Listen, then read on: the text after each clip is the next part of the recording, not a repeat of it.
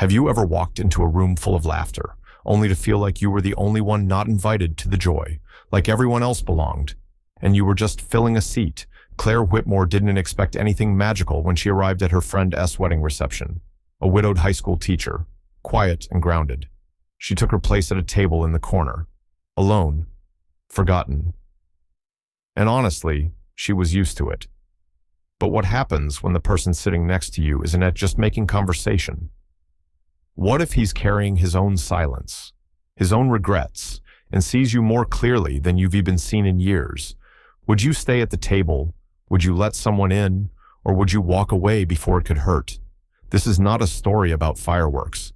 It's about second chances wrapped in quiet moments, about the love that shows up not with grand gestures, but with steady presence. Take a deep breath. Now ask yourself, what would you have done if you were Claire? If this story moves you even a little, don't forget to like, share, and subscribe to the channel. Now, let us begin the story and follow the woman who no longer sits alone. The reception hall shimmered with golden light, the kind that softened edges and made everything seem like a dream caught between candles and champagne. Strings of warm bulbs hung overhead like stars, lowered just for the night. Laughter rolled like waves from the dance floor, where couples swayed under the melody of a slow jazz band. At the far end of the room, near the fire exit, and between two fake potted olive trees, sat table 14, the kind of table no one fought for. A table for overflow guests, for obligations, for names scribbled in last minute. Claire Whitmore sat alone at that table. She smoothed her hand along the edge of her napkin, watching it wrinkle under her fingertips.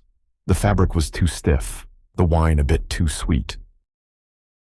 Her dress navy with small pleats along the neckline fit well enough, but she felt more like a placeholder than a guest. She didn't know the bride or the groom. Not really. She had been invited by Lydia, a fellow English teacher at the high school where Claire had taught for the last 11 years. Lydia had leaned over her desk 2 weeks earlier and said, "You've been cooped up too long. Claire, come to the wedding. Bring your good shoes." Claire had said yes. She wasn't sure why. Maybe it was the way Lydia looked at her, half pity, half pleading. Maybe it was the fact that she'd finished her last book of poetry and didn't have another lined up. Maybe it was the quiet in her apartment that night, a silence so loud it made her put down her teacup and just sit, doing nothing, for an entire hour. Now, she regretted saying yes. Lydia had disappeared not 10 minutes after they arrived, swallowed by a group of friends Claire didn't recognize, and had been gone ever since. Claire had wandered the edge of the room for a while, pretending to check her phone, then finally retreated to table 14. The seat beside her remained empty. She tried not to take it personally.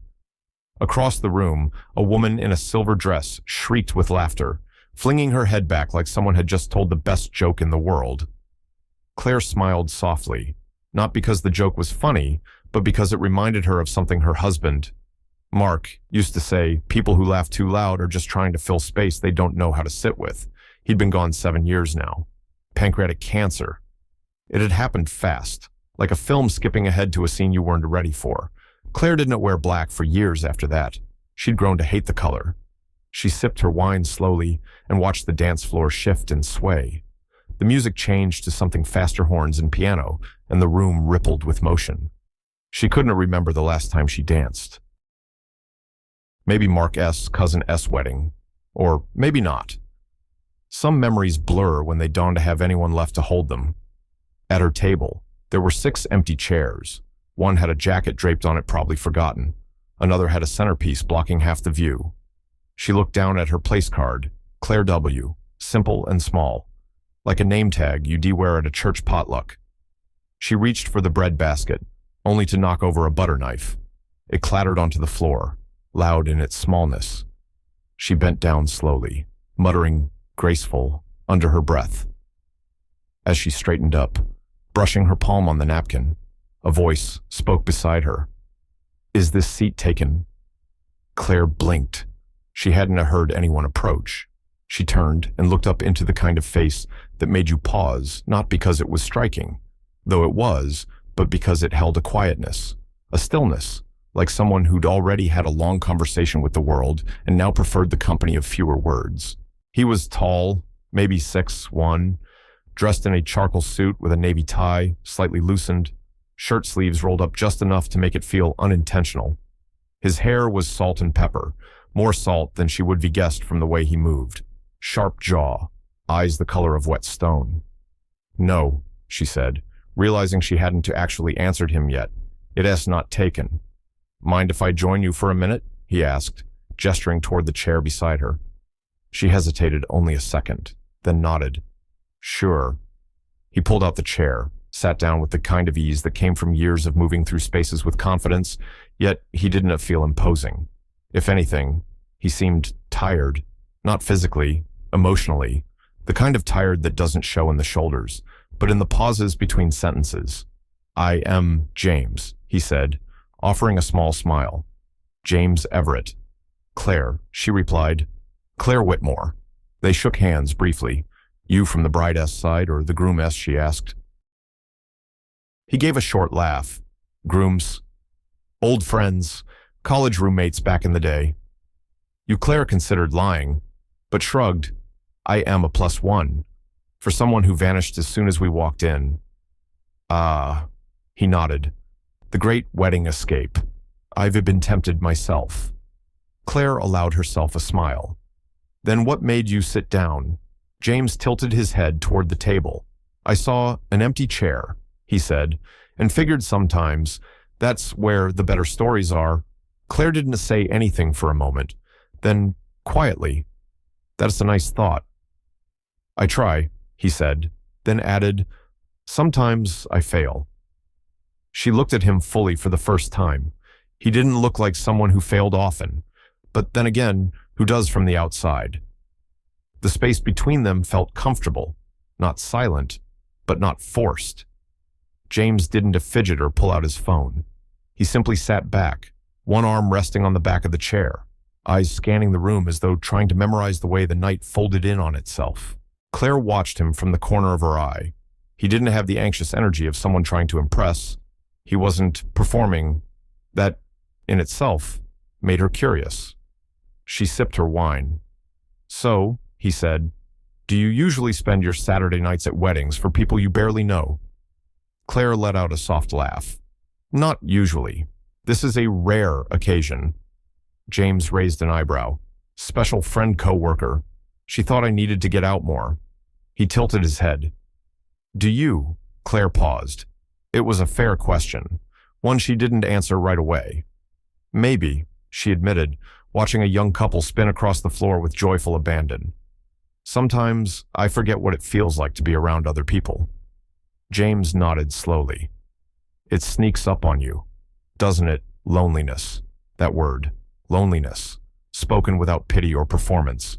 It hit her with the softness of truth." "I used to think I was good at being alone," she said. "Now I am not sure if I am good at it or just used to it." He looked at her with something close to understanding. "There's a difference." She nodded. "That's what scares me." James picked up his glass, barely sipped. "I was married once," he said quietly. 20 years. Ended 5 years ago." Claire didn't respond right away. The sentence wasn't too heavy, but it landed. "I am sorry. Don TB," he said. "It wasn't too tragic. Just empty by the end. Like we stopped being teammates and became co-managers of a schedule." Claire's mouth twitched. That S oddly familiar. He gave a small smile. "You widowed," she said, softly. 7 years. James didn't rush to fill the silence, and Claire appreciated that. "He was a good man," she said. "Kind, quiet. We didn't get everything right, but it was real. Losing him felt like walking through fog for months. Still does. Sometimes." James's eyes dropped to the table. "I am sorry." Claire shook her head, offering a faint smile. "It's part of life. Right loss." James looked around the reception, at the swirl of sequins and the rhythm of laughter, then back at her. "You'd be surprised how many people here are pretending they haven't lost something." Claire followed his gaze. A woman at another table adjusted her dress. looking around with practiced detachment. A man checked his phone mid-dance, avoiding eye contact with his partner. "We are all just trying to keep our place cards from blowing away," Claire murmured. James chuckled, a genuine sound that made her glance at him fully for the first time. "You are not like the others," he said. Claire raised an eyebrow. "What others people at these things? Most are either networking, escaping, or trying too hard. You seem content just being—" She shrugged. "It is easier when you don't expect much." James's gaze lingered on her. "Or maybe you just learned to carry quiet well." That surprised her. No one had ever said it like that. Like, quiet was something you could wear gracefully instead of hide behind. "I used to be louder," she said, almost like confessing. "In my 20s, I wanted to be noticed. Now, I think I just want to be seen." James didn't say anything, but his expression softened, like he understood the difference. A waitress passed by with a tray of mini crab cakes. James took one, offered her the tray. Claire declined, smiling. "Seafood at weddings is a gamble." "Noted," he said, biting into his anyway. "Risky, but worth it." She tilted her head. "You take many risks, fewer than I should," he replied, "but more than I used to." She looked at him. "That is an interesting way to live." He leaned back a bit. Interesting isn't always safe, and safe isn't always living. Their eyes met, and for a moment, the reception seemed far away, just the murmur of music and the flicker of candlelight between them. Claire glanced down at her hands. You ever feel like you missed something, like the train left the station, and you were still standing on the platform, coffee in hand? James looked out across the room, considering, "I think I spent years on the wrong train, and now I got off." He said, "Not sure what comes next." Claire smiled softly. "Maybe just a bench and some silence." "Could be," he said. "Or maybe a seat next to someone who doesn't mind the wait." A new song started. This one's slower, the kind that brought out the older couples and the quiet romantics. James turned to her. "Do you dance?" Claire blinked. Not anymore. He grinned. That wasn't a no. It wasn't a yes, either. He stood, held out a hand. Not assuming, just offering. She looked at it, looked at him. Then, slowly, she stood. As he led her toward the floor, she felt her heart knock against her ribs, not because of nerves, but because of how simple it felt. No promises, no pressure. Just a moment, just being seen. The dance floor wasn't crowded, just enough people to keep things from feeling empty, but not so many that Claire felt lost in the shuffle. The band had moved into a softer rhythm now, something slow and steady, like a lullaby in jazz. James's hand rested lightly on her back, not pressing, just anchoring. His other hand held hers loosely, leaving enough space between them for air to breathe, but not enough for the distance to grow cold. Claire hadn't danced in years. The last time she did, it was barefoot in the kitchen, late at night, while Mark hummed a Sinatra song out of tune. They'd been making grilled cheese and sipping red wine, and he'd twirled her around like they were 16 again. That was a lifetime ago. Now. Her feet moved with quiet intention. She didn't sway like she used to. There was a certain hesitancy in her hips, a weight she carried not physical, but time-bound. Yet, somehow, James matched her rhythm, like he understood the pace of someone who had lived enough to stop rushing. "You are doing fine," he said, his voice low, almost lost in the melody. Claire smiled without looking up. "I'm not trying to impress anyone." "Good," he said. "I am not either." They moved gently through the song, neither speaking for a while. Then James asked, "What do you teach literature?" Claire said, "Mostly American classics. A bit of poetry when the school board doesn't complain." He smiled. "You must be brave. Or foolish." Is there a difference? Claire thought for a moment. Bravery is knowing you might lose. Foolishness is pretending you can James considered that. "I like that. You'd like my students," she said. "They were brutally honest, no filter. But when they get something really, get it, it's like watching the world open for them." James's face softened. Sounds like you care. I do, Claire said. Sometimes too much, but it's the only way I know how. They stopped dancing when the music shifted. Couples applauded. The band took a brief pause, and the room filled with idle chatter again. James guided her gently toward the edge of the room, back to table 14. He pulled out her chair, waited for her to sit, then sat beside her again. Claire reached for her water this time, letting the cold glass anchor her back to the present. James leaned forward. I used to want to be someone impressive. She glanced at him. Used to, he nodded. There was a time when I measured my worth in quarterly earnings and how many people stood when I entered a room. Did they? Some did. Some stood just to leave quicker. Claire chuckled. James looked down at his hands. I built a company from scratch in my early 30s. Logistics and freight. Grew it fast. Too fast, maybe. Got caught up in acquisitions, media attention, panels with buzzwords. What happened? Nothing dramatic. Just one day I looked around, and I didn't recognize the life I'd built. I had everything I thought I wanted, and I was miserable. Claire didn't speak. She knew the danger of filling silences meant for honesty. James continued. My wife, ex-wife, she was good, kind, but we drifted. I gave more to the company than to the marriage. When we split, we both knew it wasn't about betrayal. It was about neglect. He looked over at her, not with regret, but with the steadiness of someone who'd made peace with the ruins. Claire nodded.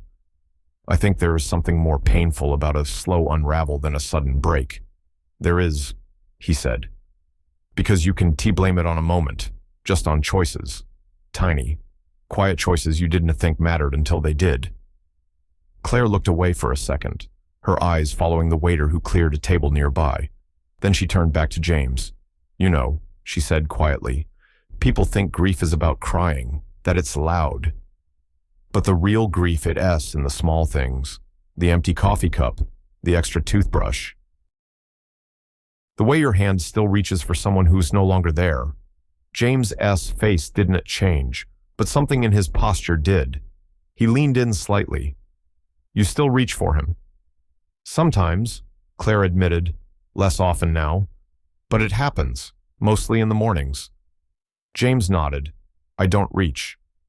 But I do catch myself remembering things I never thought I'd miss, like the sound of the microwave at midnight, or the way she hated the smell of oranges. Claire smiled faintly. Mark used to read cereal boxes out loud, like it was the morning news. That made James laugh. Not loud, but full of something real. They sat for a while, letting the buzz of the reception swirl around them like wind around a tree. Separate, but somehow part of the same weather. Do you think, Claire asked eventually, that we get more than one good love in a lifetime? James took a long breath. I think we get a handful of chances. Not always the same kind of love, not always as deep, but maybe we get moments. And sometimes, if we're lucky, we recognize them before they pass. Claire nodded slowly. That's a beautiful thought. James turned toward her. I don't want to assume anything, but would you have dinner with me sometime soon? No reception, no string lights, just real conversation. Clara's heart stuttered not in fear, but in awareness. She looked at him, at the way his jaw softened when he waited, at the way he didn't rush her answer. She wasn't at 20. She didn't believe in instant magic, but she did believe in quiet beginnings. Yes, she said, I think I'd like that. The next day passed like most Sundays did for Claire Slow. Deliberate, held together by small rituals. A cup of black coffee in her favorite ceramic mug.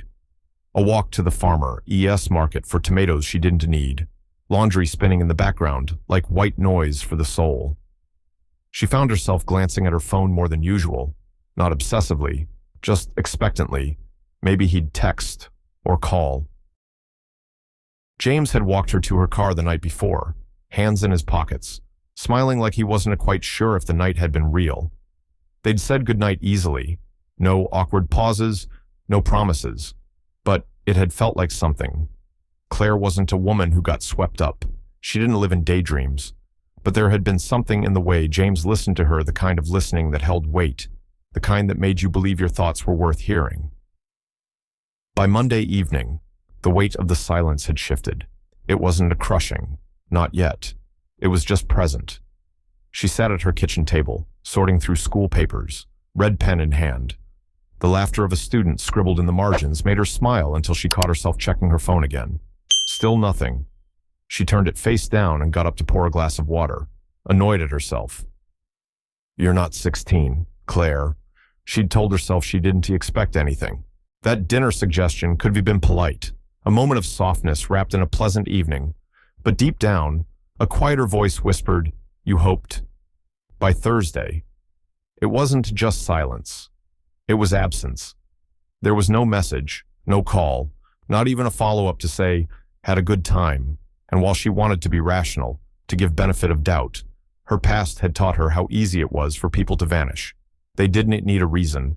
They just needed permission. Or your silence in return. She tried to shrug it off. She focused on her students, on a poem they were dissecting by Mary Oliver. To pay attention, this is our endless and proper work. She underlined it on the board, looked at her class, and thought, I paid attention. I did the work. So why does it feel like I am the only one still here that night, while brushing her teeth? She caught her reflection in the mirror. There was nothing sad about her face. Just tired. A quiet kind of tired that comes from knowing something was just beginning to grow roots, then disappeared before it had a chance. The next day, Lydia found her in the teacher's lounge. "You okay?" she asked, plopping beside Claire with a cup of overly sweetened tea. Claire gave a smile, the practiced kind. "I am fine." "You disappeared fast from the wedding," Lydia said, nudging her. "Anything interesting happen?" Claire hesitated, then shrugged. "I met someone." Lydia perked up. "Really, who he was? One of the groomsmen, James Everett." Lydia frowned, thoughtful. "Name sounds familiar. Tall guy, gray in his beard. That him." And Claire took a sip of coffee. "We talked, danced. He asked me to dinner." And Claire sighed. "He hasn't called." Lydia winced. "Ouch. Yeah." They sat in silence for a moment. "You gonna wait?" Lydia asked gently. Claire shook her head. "No, I'm gonna live my life." But she didn't delete his number. She didn't erase the evening. She didn't pretend it hadn't mattered. Because it had. She remembered the way he looked at her, like he saw more than just the surface. Like he saw the woman who still talked to her late husband sometimes, alone in the kitchen at night. Like he saw the years and the miles and didn't flinch. That kind of gaze didn't come from nothing. Still, the days went on. A week passed. Then 9 days. Then 10. And then, on the 11th day, something happened. Claire had stayed late after school to help a student rewrite a college essay. The sun was nearly gone by the time she packed her things and stepped out into the empty parking lot. Her phone buzzed in her coat pocket. An unknown number. She hesitated, then answered. "Claire," the voice said. Familiar. Steady. Hesitant. Her heart stilled. "James."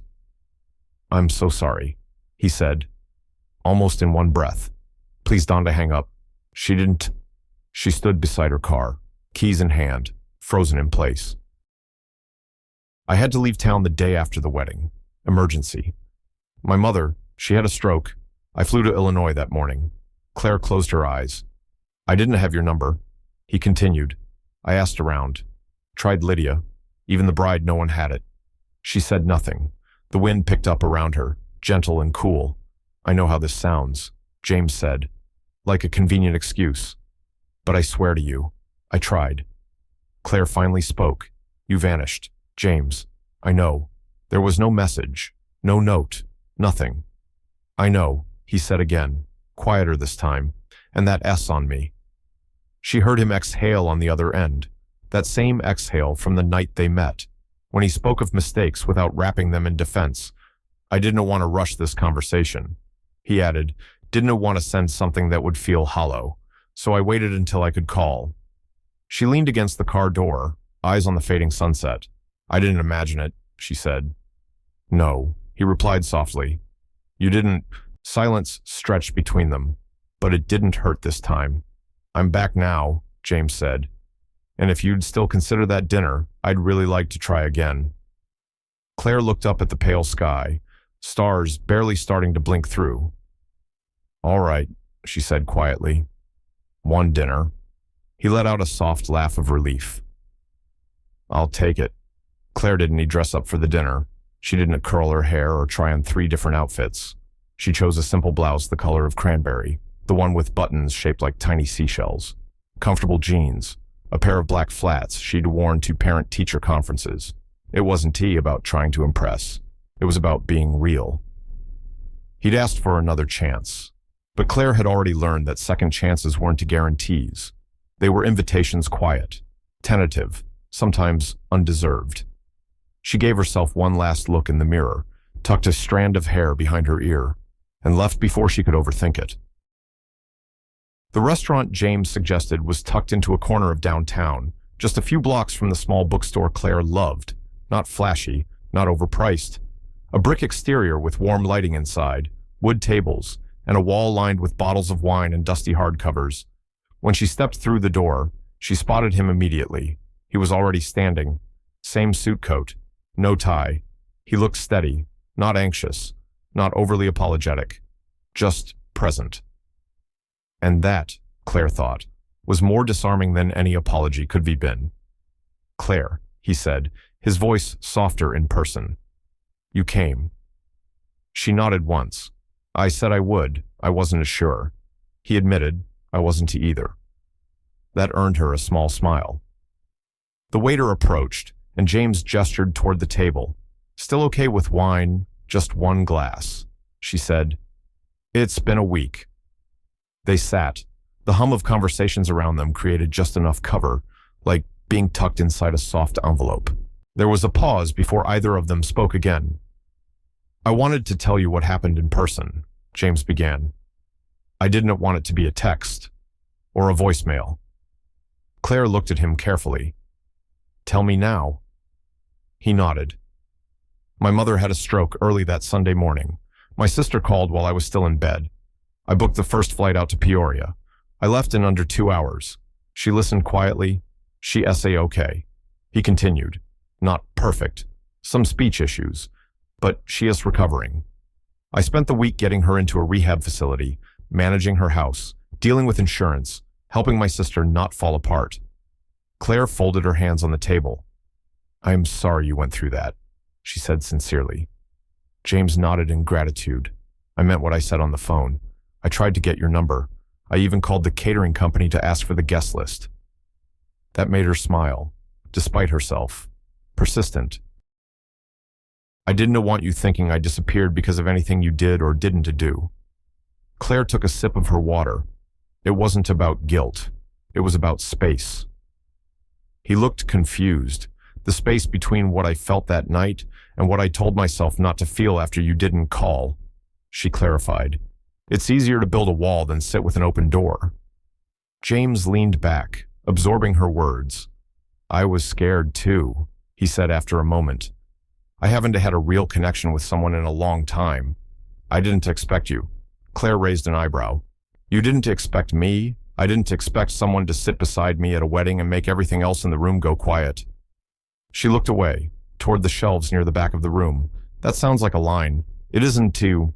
She studied him. I don't need grand gestures, James. I know. And I am not the kind of woman you impress with words. I figured that out too. What I need, she said slowly, is someone who shows up when he says he will. James leaned forward slightly. Then let me show up now. The waiter returned with 2 glasses of red. They clinked their glasses quietly. No toast, just acknowledgement. Over dinner, they talked about easier things, favorite books, movies they never finished, what coffee meant to them. Claire learned that James once spent an entire summer sailing. Despite being mildly afraid of open water, James learned that Claire once got suspended from school for starting a petition to get vending machines back in the Teacher S lounge. The way they laughed wasn't new, but it was warmer this time, looser. It came not from novelty, but from something rebuilding. When dessert arrived, a shared piece of lemon tart, James leaned back and looked at her for a long moment. Why did you say yes to tonight? he asked. Claire paused.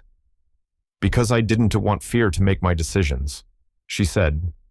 Not anymore. He nodded. Thoughtful. And do you regret it? Ask me again in a week. He smiled. Fair.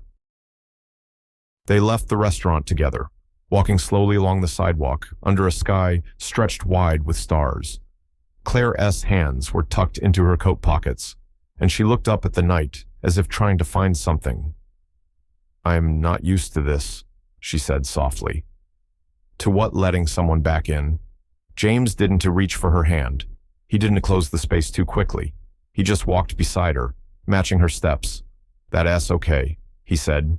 I am not in a hurry. And for the first time in a long while, Claire believed him. A week later, Claire stood in front of her closet, holding up the invitation card that had arrived 2 days earlier, thick, creamy paper with gold embossed lettering. Everett Foundation, Fall Dinner Gala. Invitation for Ms. Claire Whitmore, guest of Mr. James Everett. She had never attended anything called a gala before. She'd spent most of her adult life grading essays in soft cotton sweaters and walking the dog that had died 3 winters ago. Galas belonged to another world, one with seating charts and valet parking. Yet here she was, smoothing the wrinkles out of a soft gray dress she hadn't worn in years, debating whether the shoes that pinched her toes were worth the aesthetic trade-off. James had texted that morning, Marcus will pick you up at 6. No pressure. Come only if you want to. I'd like to have you there. Claire smiled when she read it. That was the thing about James, he asked without demanding, offered without pushing. She didn't know what made her more uneasy, how easily she said yes, or how much she wanted to say yes. By 6:05, a sleek black sedan pulled up in front of her apartment. The driver, Marcus, greeted her by name, opened the door like it was instinct. She sat in the back seat and marveled at the silence inside, clean, leather-scented, like a world without chaos. The venue was a downtown art museum transformed for the evening. Warm lights wrapped around pillars. Classical music drifted softly from a quartet in the far corner, and trays of champagne floated past on white-gloved hands. She spotted James near the entrance, speaking with a woman in a tailored green suit. When he turned and saw her, his expression shifted. Like everything else in the room, dulled. You look, he began. Claire laughed nervously. Out of place. He shook his head, like I brought the only person worth talking to. She rolled her eyes. You've been practicing that line. I haven't he said. But I would be if I knew it. That'd make you smile like that. He guided her into the room, hand resting gently at her back.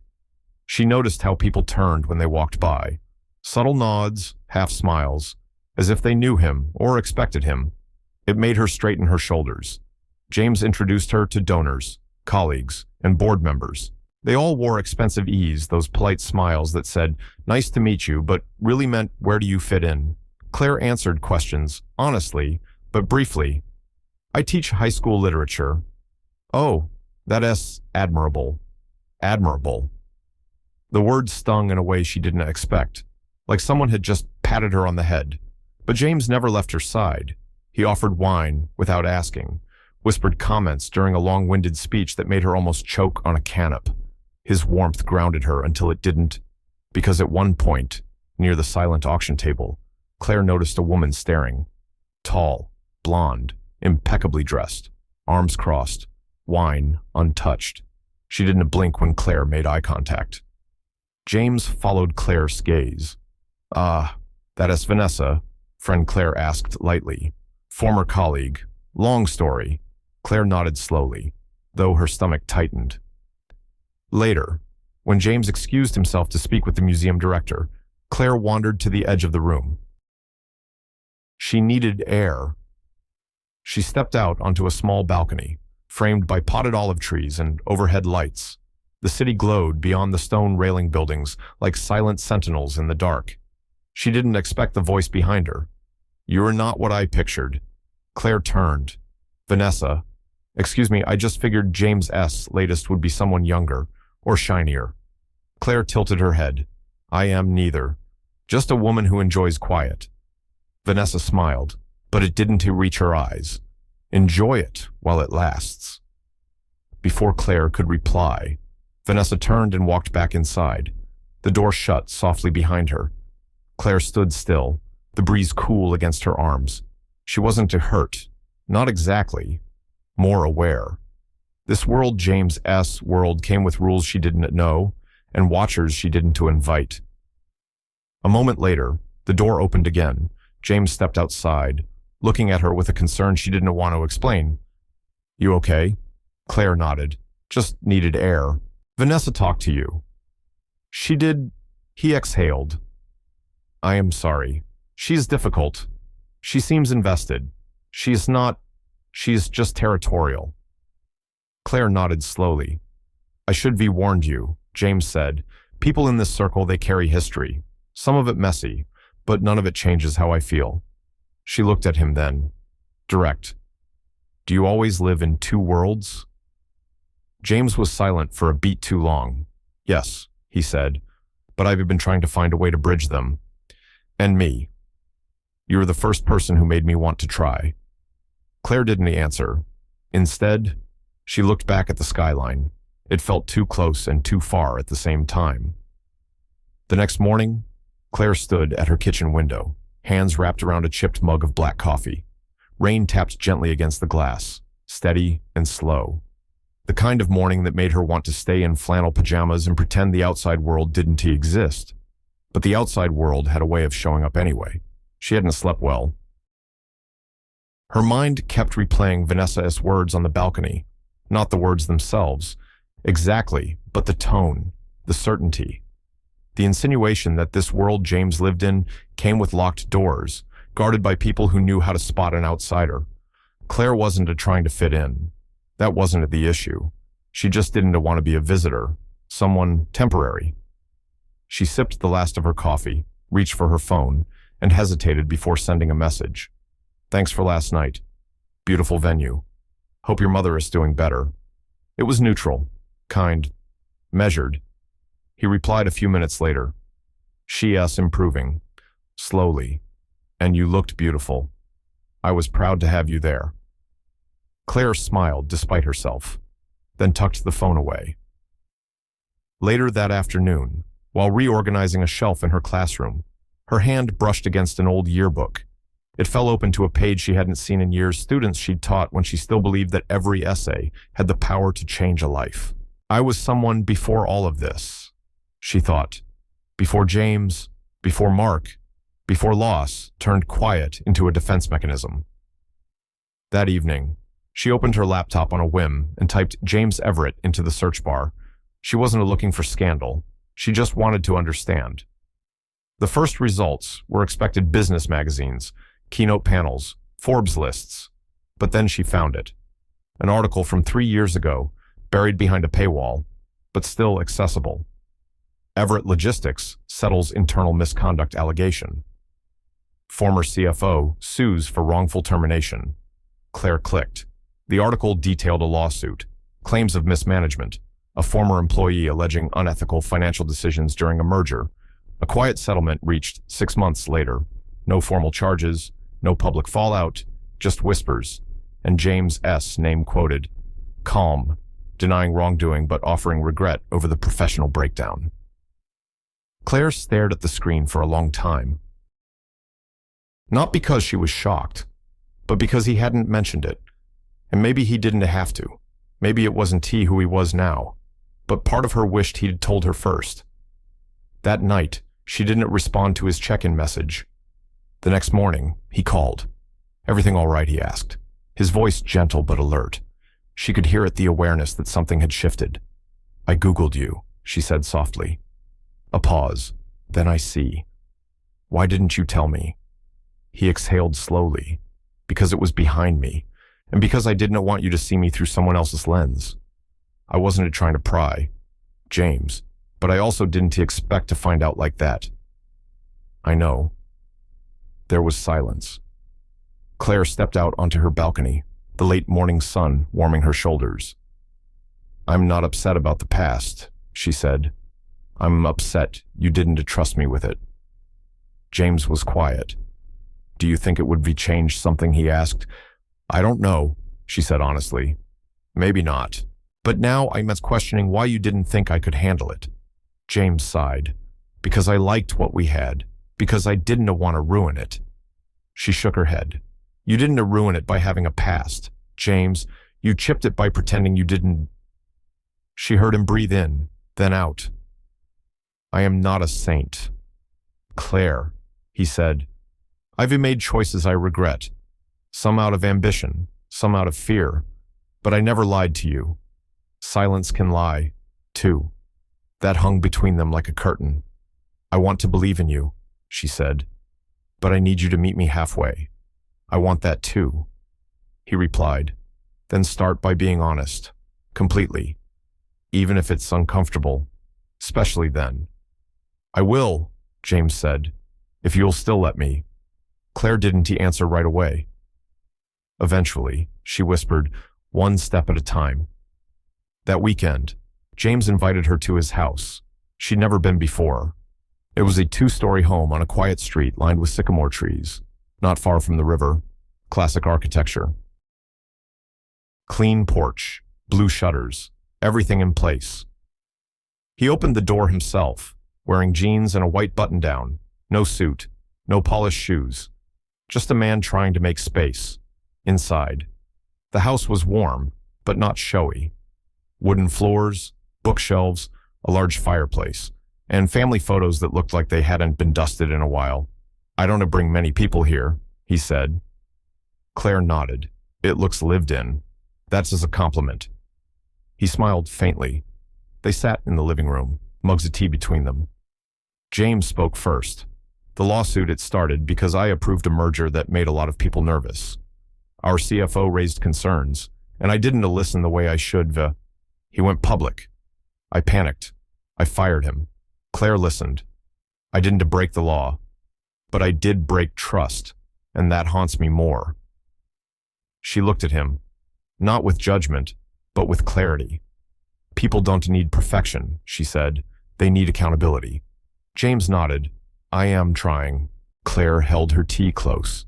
So am I. Claire sat alone on the edge of her bed, the soft morning light slipping through the sheer curtains like a secret. Her phone rested on the nightstand beside her, untouched, though she'd read the last message from James at least 3 times. Thinking of you. No pressure today, just presence if you want it. Dinner's at 7. She hadn't answered yet. Something inside her felt stalled, like her own heart was stuck at a yellow light, flickering between go and wait. The night at his house, his honesty, his softness had been real, and yet, even as she sat across from him, sipping tea and listening to his voice tremble just slightly as he described his mistakes, she felt something else rising inside her. Fear, not of him, but of herself, of wanting again, of hoping. She walked slowly into the kitchen and made toast she didn't eat, washed a mug she didn't use. Everything felt like pretending. By 6:30, she found herself standing in front of the mirror, not dressed up, just dressed. A deep green sweater, dark jeans, a silver pendant Mark had given her on their 10th anniversary. She wore it like armor now, not against James, but against losing herself in someone else's orbit again. As she slipped on her coat, her phone buzzed. Marcus is outside. He'll wait as long as you need. She opened the door slowly and stepped out into the evening air. It was crisp, the kind of cold that wakes you up without biting. Marcus nodded at her, as polite as always, and held the door. Miss Whitmore. Thank you, she said softly. The ride to James S. house was quiet. She stared out the window, watching street lamps flicker past. Her mind wandered to the things unsaid between them, the space between honesty and transparency, between showing up once and showing up always. When she arrived, James opened the door before she knocked. He looked hopeful, but cautious. Hi, he said. Hi. He stepped back, letting her in. The warmth of the house wrapped around her like a question she wasn't ready to answer. Dinner was already on the table, roast chicken, sweet potatoes, green beans. Simple, familiar. Comfort food for people who didn't want to be comforted too quickly. You didn't have to cook, Claire said, slipping out of her coat. I wanted to, he replied. It gave me something to do with my nerves. They both sat, filling plates without ceremony. Halfway through the meal, Claire set her fork down. I need to ask you something, she said. James looked up, attentive. Why me? She asked. Out of everyone in your life, your circle, your world, why someone like me? His brow furrowed slightly. Someone like you. She nodded. I'm not flashy. I'm not someone who blends into your world effortlessly. I'm not connected or polished. I'm just me. James leaned forward. That's exactly why, he said. Because you're not trying to be anything but yourself. Because when you walk into a room, it doesn't feel like performance. It feels like peace. Claire's eyes softened, but her voice didn't. That's a beautiful answer, she said. But I need to know if you're saying it because it is true, or because you think it is what I need to hear. James didn't flinch. I am saying it because it's just the only answer I've got. She nodded, but there was still tension in her shoulders. I am scared. He paused. Of what, that I'll lose myself, she said, her voice barely above a whisper. That I'll fall into this too quickly, and one day you'll decide it was a nice chapter, but not a forever one. James looked away, jaw tightening. Claire, I know it is not fair, she continued, to make you pay for what I've lost. But I've learned that people don't always stay, even the good ones, even the ones who say they will. He stood then, walked around the table, and crouched beside her chair. I don't want a perfect story, he said quietly. I want a real one, with you, with all your doubts, with every piece you're afraid to offer. She stared at him, eyes wide, heart thudding. You don't have to fix me, she said. I'm not here to fix you, James replied. I'm here to stand with you, even when it's messy. Tears threatened at the corners of her eyes. She blinked them back. I don't need flowers or speeches, she whispered. I need consistency. I can give you that, he said. How do I know? James reached into his pocket and pulled out something small, a slip of paper, folded in half. Claire took it and opened it slowly. It was a photo of his mother, in a rehab center, sitting beside James. She was smiling, holding a crossword puzzle. His arm was around her, and there was a tired tenderness in his face. She always told me, James said, that love isn't measured in declarations. It's measured in presence. Claire stared at the photo. This isn't a declaration, he said. It's a reminder I'll be there, even when I don't have the words. She looked up at him, something breaking loose inside her. Not pain, not fear, hope. A quiet, persistent kind of hope. The kind that doesn't scream, but waits. It wasn't a proposal. It wasn't even a question. Just a photo, simple, honest, and quiet. Claire tucked it into the inner pocket of her coat that night and said little as James walked her to the car. He didn't press for answers. He didn't try to wrap the moment with a bow. Instead, he opened the door gently, said her name like it was a promise, and let her go home with her thoughts. That alone made her trust him a little more.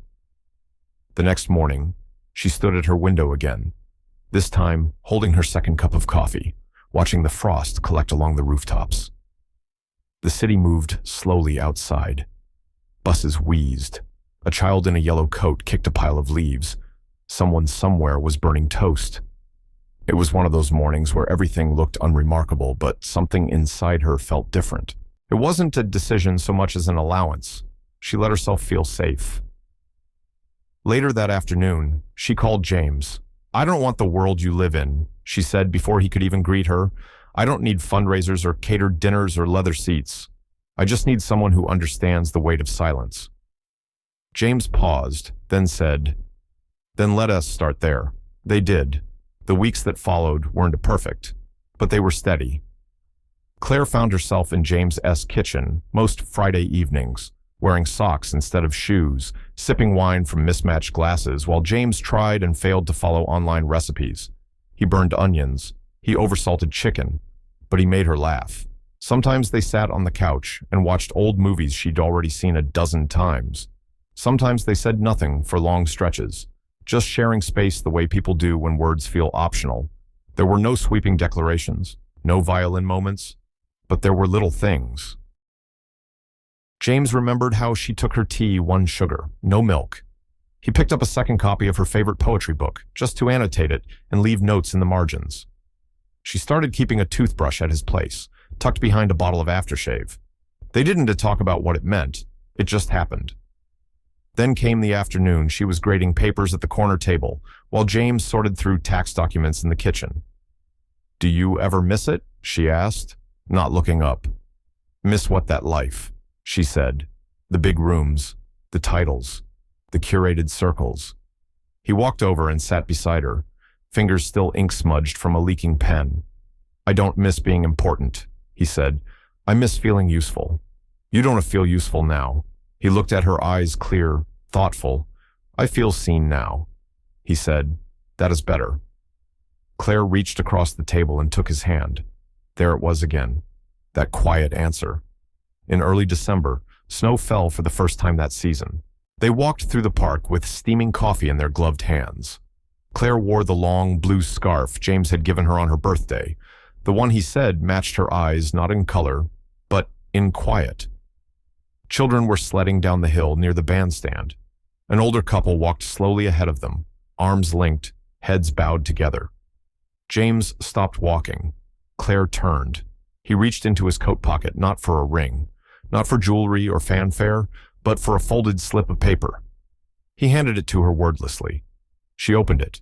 It was a letter, written in his tidy, patient handwriting. "I don't know how to promise a lifetime, but I can promise this morning. And tomorrow, if you'll have me, I can promise pancakes and apologies, shared silence and slow mornings, the things that matter, not because they re-perfect, but because we choose them, over and over." Claire read it twice, then again. When she finally looked up, her eyes glistened but didn't fall. "You're a poet now, I try." She smiled. "I'll take tomorrow," she said, tucking the note into her coat pocket. "And the next one, until we figure the rest out." He leaned down and kissed her forehead, a gesture not of conquest, but of presence, the kind that says, "I am here." Still, a week later, they were back in her apartment, decorating a tiny artificial tree she'd stored in a box marked "just in case." James hung the lights. Claire placed the ornaments, many of them mismatched and old pieces of a life built slowly, over time. She held up a small ceramic angel with a chipped wing. "Mark gave me this," she said softly. "Our first Christmas together. It's silly, but I kept it." James didn't flinch. "Then it belongs on the tree." He took it from her hand and found a perfect spot, just high enough to catch the light, just low enough to feel reachable. Later that night, when the room was dim and the lights glowed soft gold, Claire curled into his side on the couch. "This is what I was afraid to lose," she said. He looked at her. "This quiet." She nodded. "This real. You won to lose it," he said. "Not unless we stop showing up." "I won she promised. He squeezed her hand, and neither of them spoke again for a long time. They didn't need to, because sometimes love isn't to shout. It's the space between breaths and the choice to stay for one more. It had been a year since Claire sat alone at table 14. The memory didn't haunt her. It just lived there now, like a photograph in a drawer you no longer open every day, but still wouldn't dream of throwing away. That moment of solitude in a room full of joy not meant for her had changed her more than she realized at the time. It had made space for something quiet, for someone real. Now, a year later, she stood at the edge of another reception hall, this one smaller, brighter, with wildflowers in glass jars and handwritten place cards instead of printed menus. Her friend Lydia had finally married the music teacher she'd secretly dated for 6 years, and Claire, for the first time in a long while, didn't feel like a visitor in someone else's happiness. She felt at home. James stood a few feet away, speaking with a guest who was clearly asking about something business-related. His posture was relaxed, his expression patient. He no longer wore the world like a badge. He wore it like something he'd put down when it wasn't needed. Claire smiled to herself. He had shown up, not just once, not just when it was easy, in the little things, in the hard silences, in the rewrites and redrafts of what trust could look like between two people who'd lived long enough to know how easily it could fray. She walked toward table 5, this time, not because it was empty, but because that S, where her name was placed, right beside James Everett. Her chair had a little card on it. Claire here S to showing up, always. Jay, she laughed quietly. He had a way of turning the smallest things into anchors. As she sat, a voice behind her made her turn. I was hoping you to be here. It was Vanessa. Claire stood, surprised but steady. I wasn't as sure I'd see you, Claire replied. Vanessa smiled. Less sharp this time, less guarded. I've been doing some work on myself, she said. Turns out, envy ages fast. Claire nodded. Growth looks good on you. They stood in a quiet understanding for a moment before Vanessa added, He is different with you. You know, softer, like someone who finally stopped running. Claire glanced toward James again. I think we both stopped, she said. Vanessa extended a hand. Then I wish you well, Claire. Truly. Claire took it. Then the music started, not a string quartet this time. Just an old jazz record playing through a vintage speaker, the kind of song that wrapped around your ribs and made you breathe a little slower. James appeared beside her, offering his hand. May I? She stood. You may. They danced again, not with precision, not with flash, just the way people do when they know the steps don't matter nearly as much as the person you are holding. As they swayed, James leaned in close and whispered, You're not sitting alone tonight. Claire looked up at him, her eyes soft and steady. I haven't been alone in a long time, she said. He smiled, forehead resting lightly against hers. When the music paused, no one applauded, but Claire did something more powerful. She breathed in, fully, without hesitation, and exhaled into the space they'd built together, one breath, one choice, one quiet answer at a time. Later that evening, as the reception faded and guests gathered their things, Claire slipped her heels off and stepped out onto the venue's back patio. The sky was ink black, speckled with stars, the kind of night that asked nothing but presence. James joined her a moment later, handing her a soft shawl. You always think ahead, she teased. Only with you, he said. They sat side by side on a bench near the edge of the garden. No noise, no pressure. Claire reached into her clutch and pulled out something small, that same photograph, his mother in the rehab center, smiling with the crossword in her lap. I keep this with me, she said. James looked surprised, touched.